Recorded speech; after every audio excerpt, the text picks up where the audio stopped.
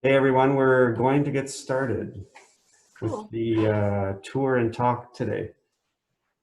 Thanks so much for coming. Happy holidays. Welcome to Cerulean Arts for our latest collective exhibition featuring the work of Andrea Biser, Cathleen Cohen, Fran Lightman Gibson, Taylor-Kearney, and Ian Wagner.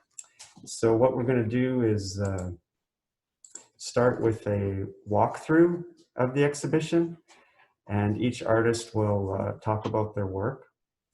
And the best way to see that is to pin the Cerulean Arts video. You can see it's the gallery shot. So if you pin that video, that will make it the largest view on your screen. Very good. And also, if you can please stay muted during the tour, because we pick up your background noise. We are also recording this for posterity, the tour, so just so you're aware of that. And all the work that you see in the exhibition is available on our website, and I'll put the web address in at some point. We are also open, so you can come in person and see the show if you like. We're open Wednesday through Friday, 10 to 6, and Saturday, Sunday, 12 to 6, and we have a parking lot, so it's easy. So, and I think that's it. So we're ready to take the tour. The first show that we're heading to is Ian. All right, so Ian, can you introduce yourself and speak about your work? I'm Ian Wagner. This new batch of work is a little bit different from what I've been doing the last few years. With everything going on in 2020, I decided to make work that's a little more whimsical than what I usually do. My previous work was more about making sort of an emotional impact with it, and this year's just been so much for everybody. I thought it'd be more interesting to just make goofy things to make people smile. Okie doke. All of the little critters, they're not necessarily planned or inspired by anything. You just start off with a line and go from there and try to make something as goofy and crazy as I possibly could without crossing too many lines. The wall that Tina's on now, my favorite one is the one on the bottom, the chicken with the hat, just because it was fun to make. Little fried chicken, got the bloodshot eyes.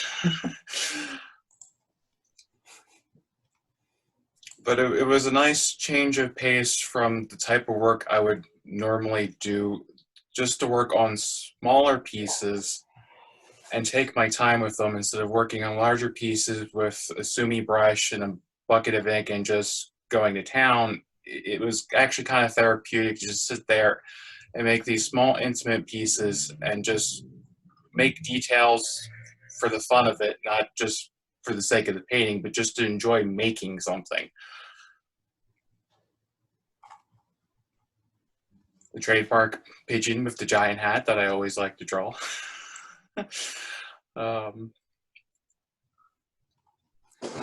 Ian, I wanted to ask you a question about your presentation.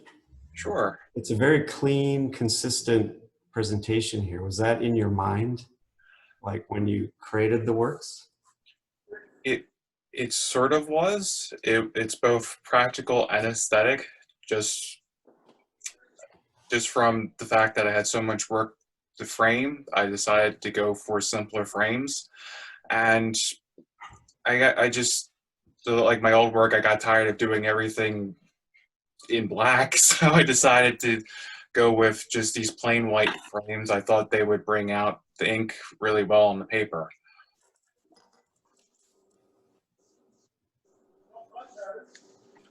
So your work previously had a very strong narrative component, Yes.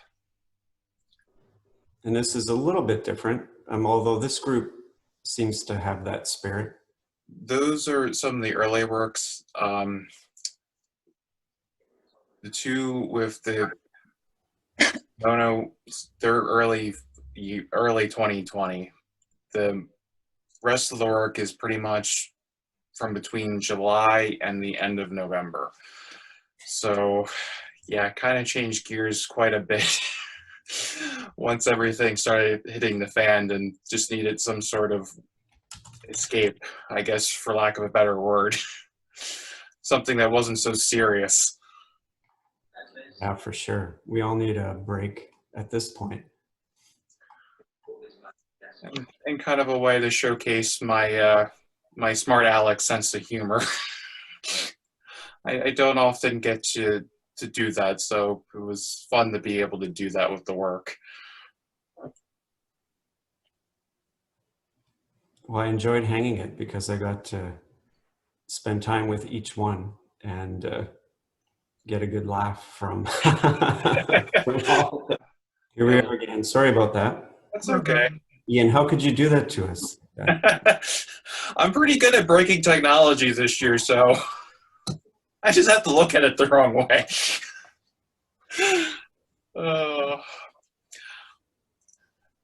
The piece that was very great with the rabbit-like critters, that was actually the first of the goofy pieces I did this year, and that's one of the pieces that encouraged me to keep going with that direction.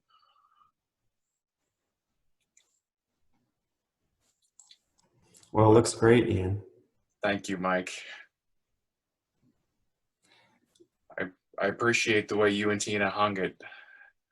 Thank you. Yeah, it came out really great. All right, we're gonna move on to Carol Taylor-Kearney. Carol, are you there?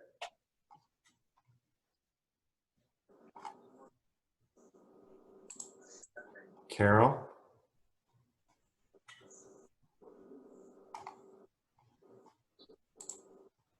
Or unmute, maybe she has. Yeah, I did Carol, are unmute. you muted? I don't think so. Okay, we can hear you now. Yeah. Okay. Yeah, my insulin pump went off. So I have a new insulin pump that gives me all kinds of information that I don't need. Anyway, the first piece that you just went by is from the Hair Geniuses series, and it's called, as well as the one that you're coming up to. The first one is on Laszlo Moholy-Nagy, and this one is on Rembrandt. Hair Geniuses are artists that I'm interested in, who, this is going fast, who I then make whimsical stories about and do portraits of on glass. It's several layers of glass within a glass frame.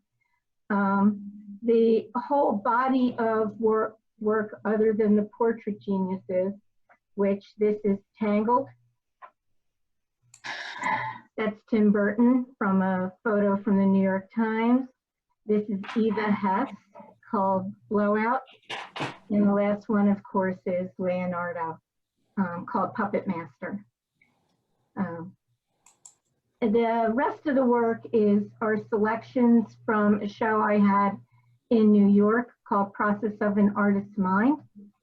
And this one in particular is called Pattern. And not only does it have all the words that you can use for pattern, including all over, but it has the pattern of my life within this studio and a wood box cabinet. You can open that, Tina. Oh, Tina,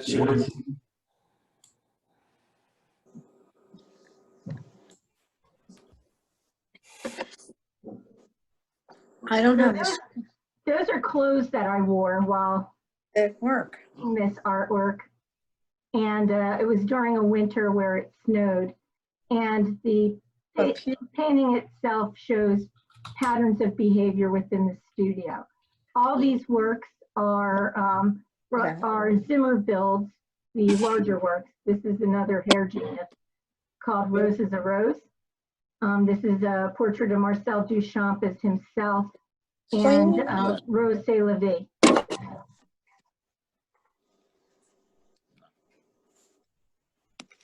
this is called Prism. And it's basically about the number 3 and 6, which are the numbers of panes on this glass. So all the larger pieces are on windows. And I use the windows, art history, and art language to come up with the ideas for the windows themselves. This is balance, or the longer titles, balance is in the body. So these are different types of balance being shown by models.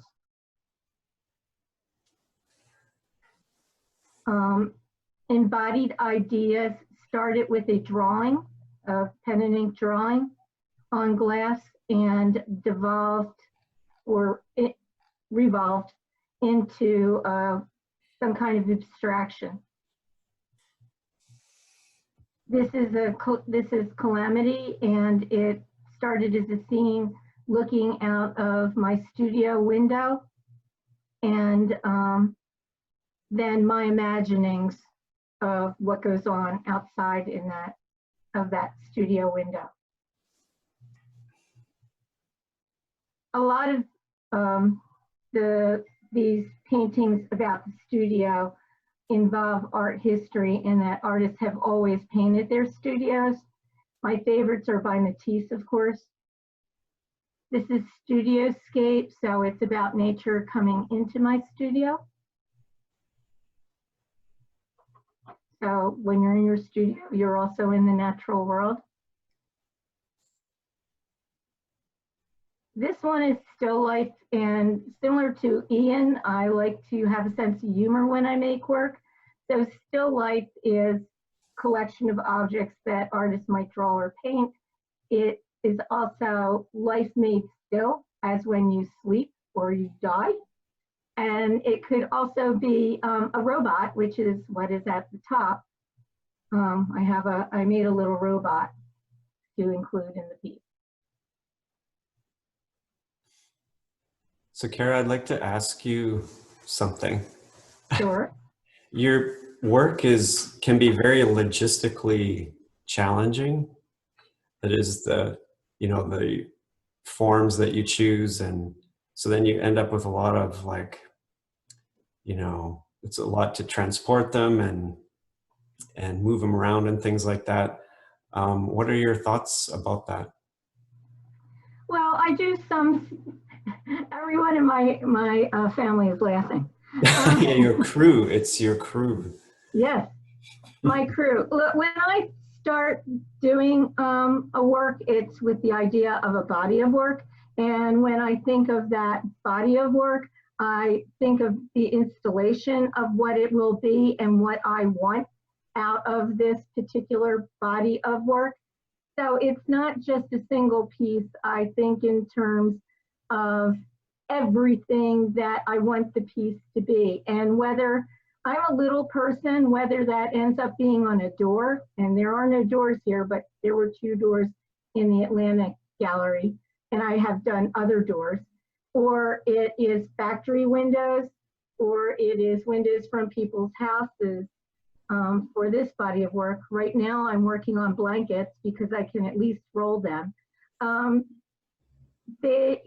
don't think the materials have to match, the idea has to match, the body of work has to match the installation. It all is a piece of everything. So no compromise, right? The answer, I'm having someone from the Peanut Gallery saying, do you think about transporting it? And the answer to that is no. I have found that if somebody really wants this, they will find a way to get it.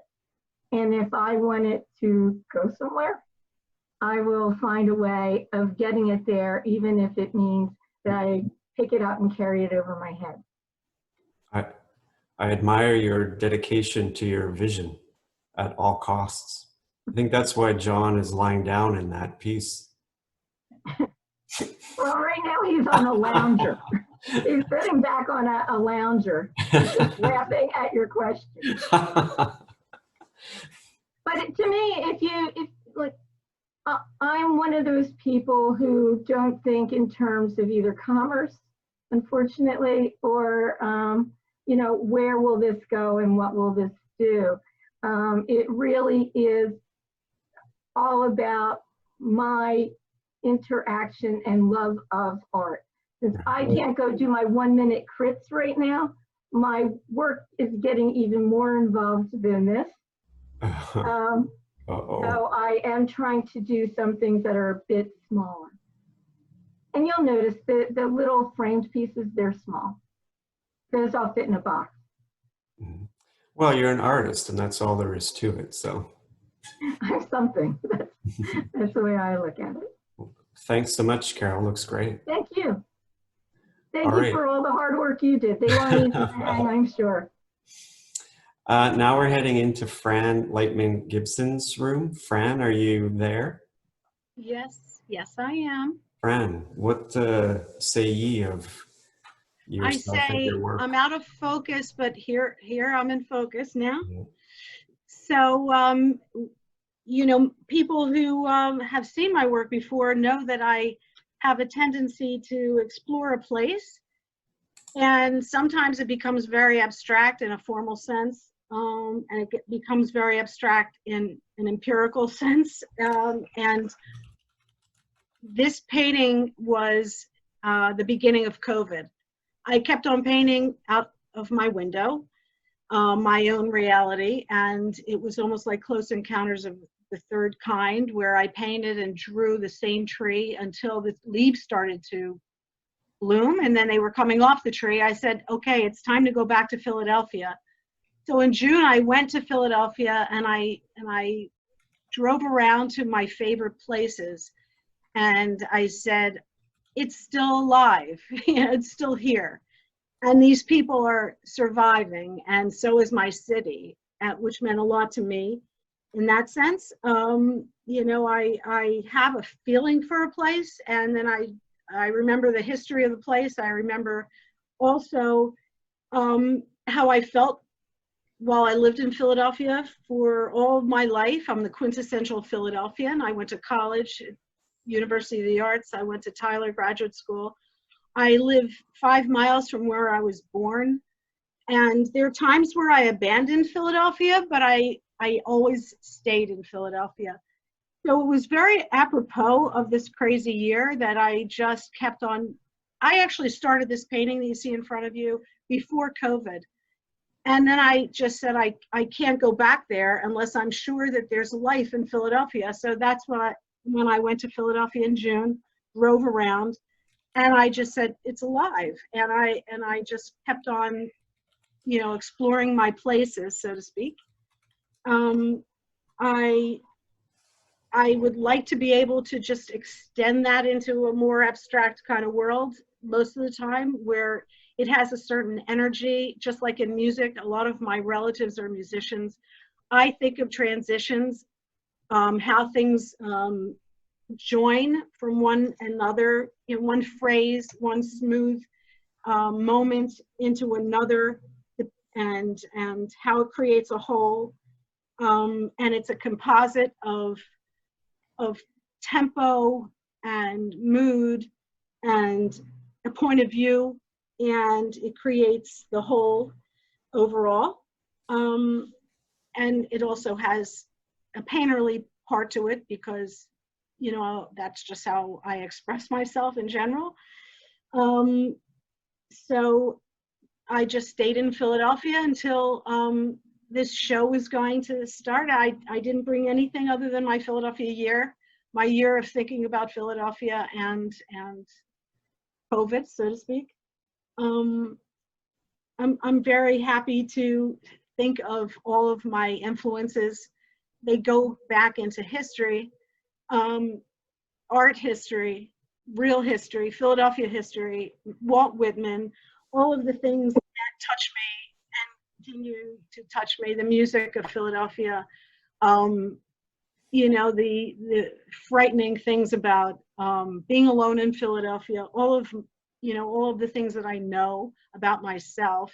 They all came out in these drawings, these charcoal drawings. They were when I was just saying I just have to try to get back into these things during this year, and I'm going to do it with drawing, which is a linear thing rather than big paintings. And then they became the big paintings. So that was the evolution of these. I listen to a lot of music, and I hope they have, meaning to other people. They're not just my personal statement, but they tend to be very personal. So, Fran, what do you use to put these together in terms of reference? Are you doing? I take a lot of pictures. I've lived in a lot of these places. People that I know live on these streets. I've walked these streets almost like, the Bruce Springsteen song. I live downtown for so many years, and I draw, and I also take photographs, and then I go back for reference, time of day, the light hitting certain buildings, the starkness. I leave things out, I put things in, I come back to it. But I don't really feel like I have to actually finish a whole image, because it has its own energy, and it has its own, it speaks in a certain way, and they end up being, resolved. They emerge, and I feel that they're done. So if that answers your question, I don't know. Yes, well, thanks, Fran. It looks fantastic. Well, thanks. Thanks so much. All right, now we're moving into Kathy Cohen's room. Kathy, are you there? I'm here. Thanks, Mike. Sure, it looks fantastic. Well, thank you. You and Tina hang everything so beautifully. So I can start by saying I'm watercolor artist and also a poet. So I think that you might get a feel for that just looking at the work. Definitely do a lot of plein air outdoor painting. Also making sketches and taking photos, and then working in the studio as well, especially when I'm doing more abstract work. So I do something that I think is realistic, for me this is, and then something that seems more abstracted. So I'm always interested in space and movement and ground, sometimes more with the space itself than what the objects are. For years, I've been working on kind of developing my own lexicon or vocabulary of shapes and lines and tones that mean something to me, and hopefully, transfer to others. A lot with mood and movement and space. Often, it's a very meditative thing for me to paint, and a way to really process what's going on. I'm a teacher. I've been teaching poetry and art in Philadelphia schools for the last 20 years. And it's a great sanctuary for me to kind of calm down from all the energy that's going on. And also COVID, of course. So a lot of these paintings were done, they were all done in the last year, and a lot of them done after we went into isolation. So one practice I had, and actually I've been writing a lot of poetry about it, and I'll hold up my book. I have a book coming out in February, which is called Etching the Ghost, which is about being a visual artist and about life. And often I'm painting and then a poem will come to me. So that's pretty interesting. So I'll go back and forth. And I can read you a poem that I wrote about what I've been doing lately. And it's called Assembly. Blooms from other gardens beckon, roses my neighbors tend, lilies, phlox, hydrangeas, full-throated and trumpeting.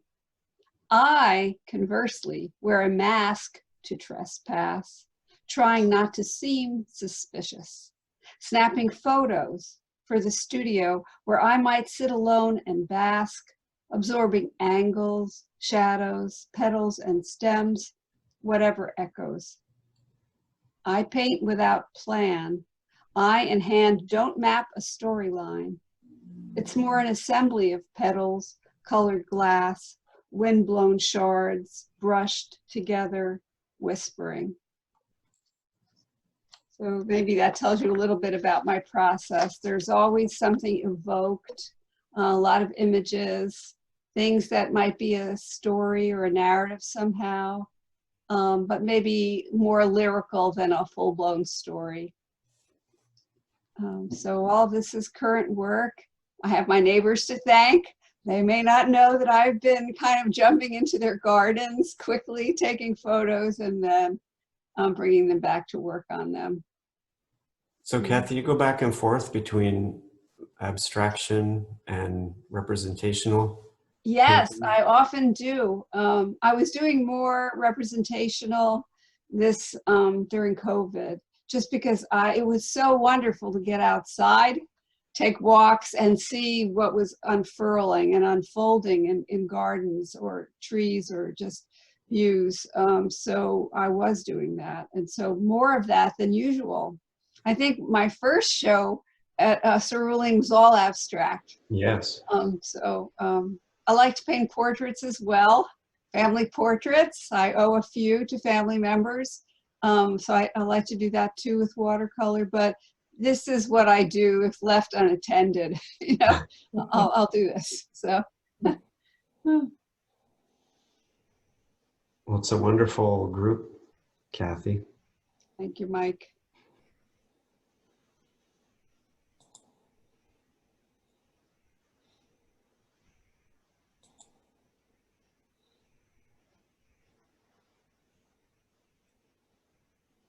And sometimes even just the flowers take on a personality, it feels like, and it's really nice to spend time this way. A little blurry. Can you, it's a little blurry. Tina, can you make it less blurry? It's going even. We're doing the best we can. Okay. There, that's better. There you go.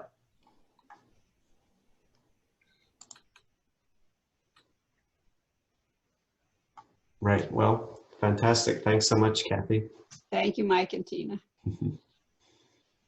All right. So our next artist is Andrea Biser.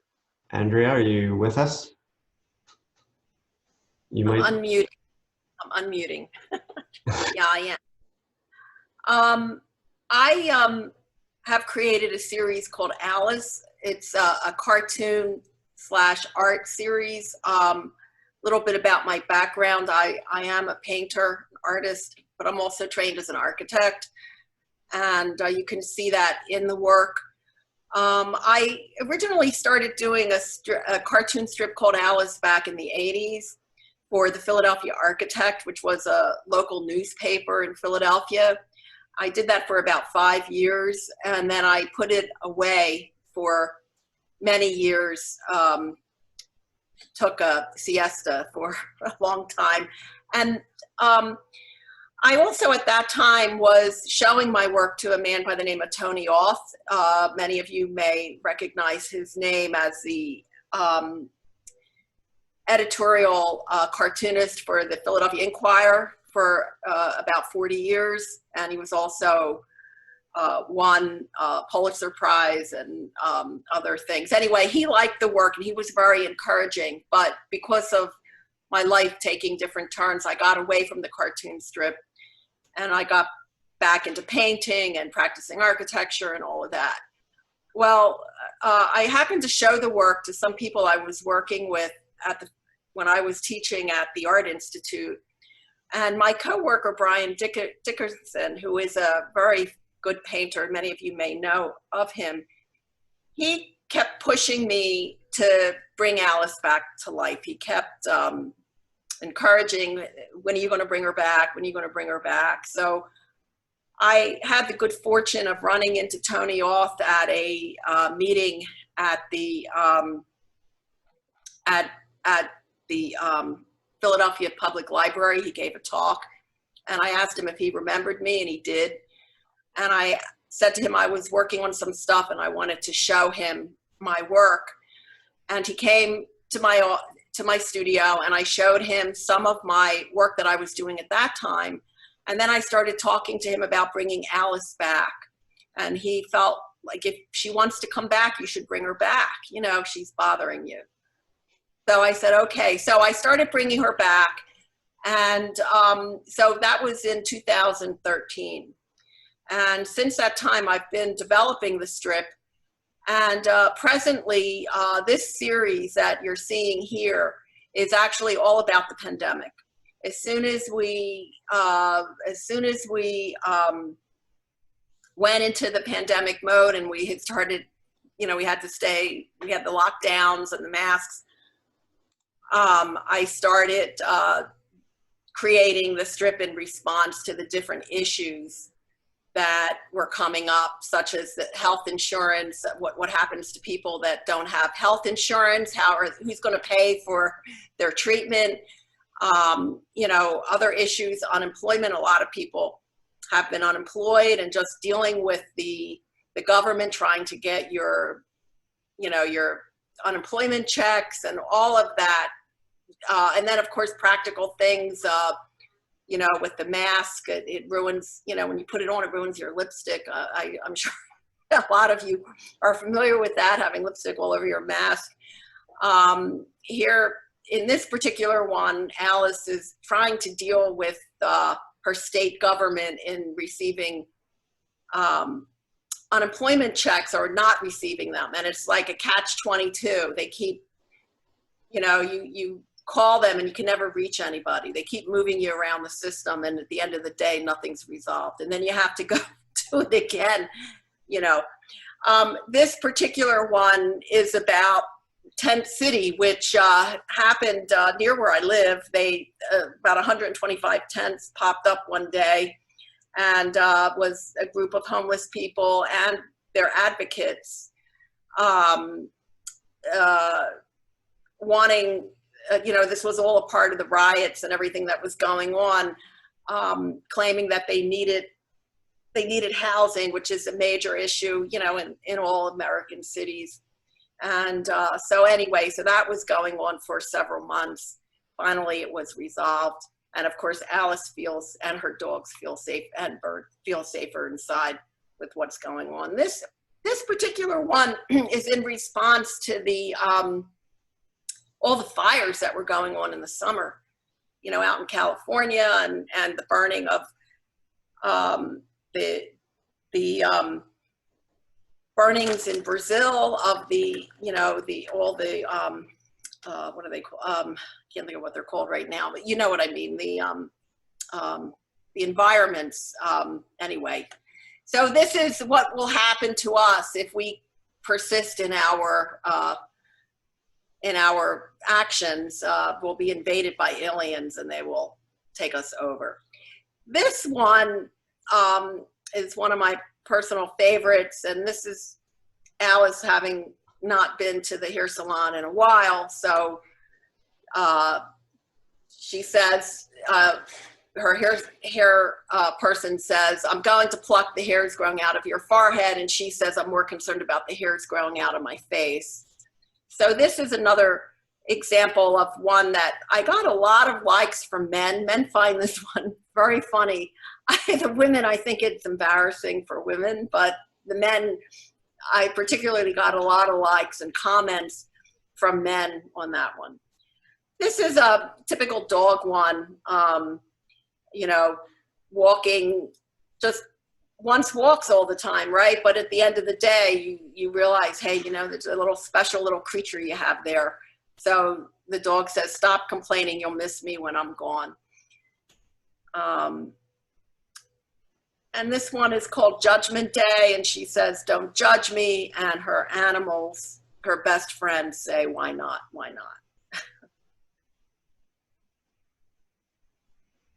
And this is Halloween, in response to Halloween. I'm looking forward to a new normal. Me too, whatever that means.